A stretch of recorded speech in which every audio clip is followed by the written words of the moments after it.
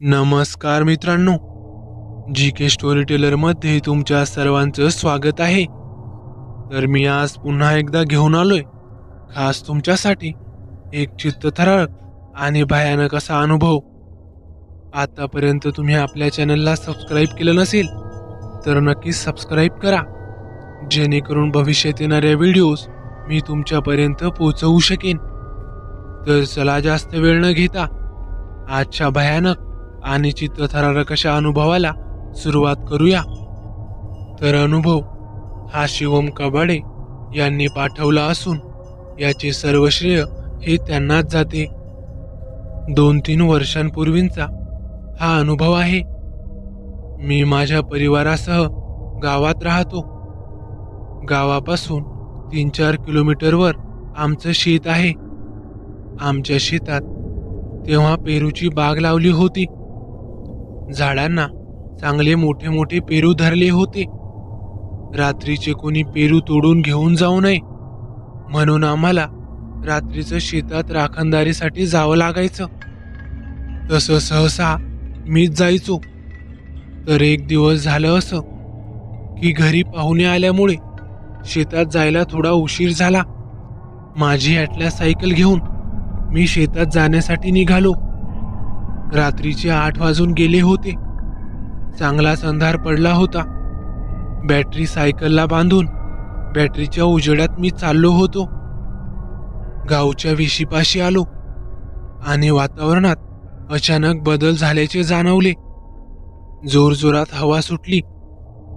आता प्रत्येक गावात जशा ऐकीव किंवा भाकड कथा असतात तशा साहजिकच आमच्या गावातही बोलल्या जायच्या, पण मी अशा गोष्टींकडे कधीच लक्ष देत नव्हतो।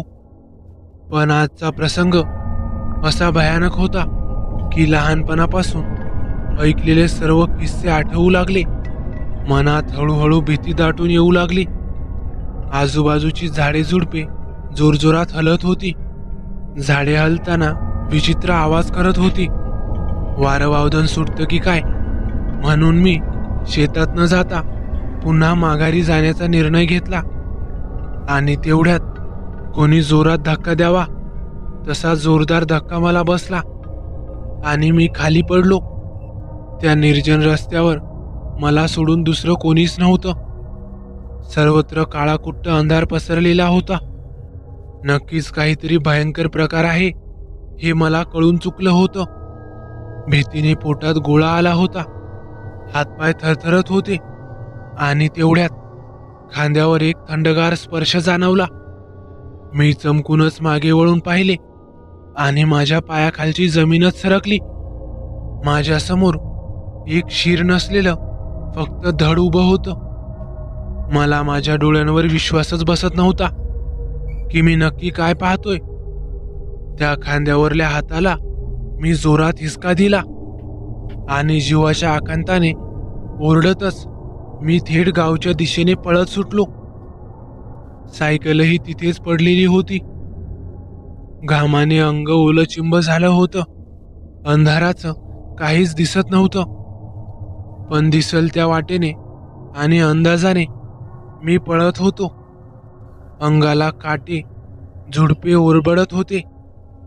डोक्यात विचारांचा काहूर मातला होता। खूपच दम लागला होता, पण मी तसाच सुसाट वेगात पळत होतो।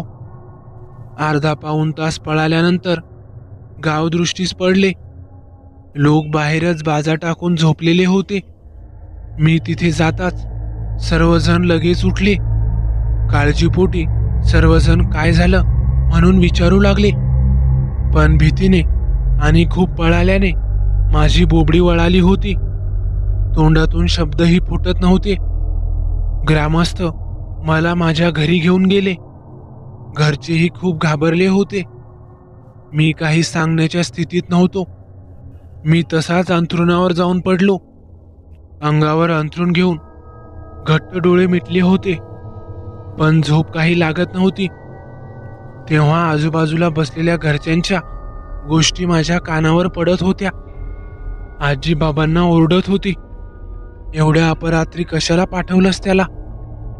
आणि ती त्यांना सांगत होती की तेलकट पदार्थ खाऊन रात्रीचं वेशीपासून कोणी गेलं तर तिथलं ते शिर नसलेलं भूत त्याला दिसतं आणि त्याच्या तावडीत सापडणाऱ्याला ते जिवंत सोडत नाही. आपल्या पोराचं नशीब बलवत्तर म्हणून तो वाचला. हे ऐकून माझ्या अंगावर पुन्हा काटा उभा राहिला. त्यानंतर 3-4 दिवस मी आजारी होतो. तर मित्रांनो, कसा वाटला तुम्हाला अनुभव?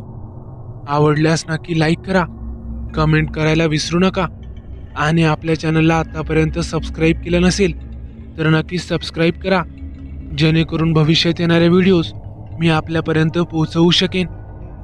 तर चला भेटूया पुढच्या व्हिडिओत. धन्यवाद.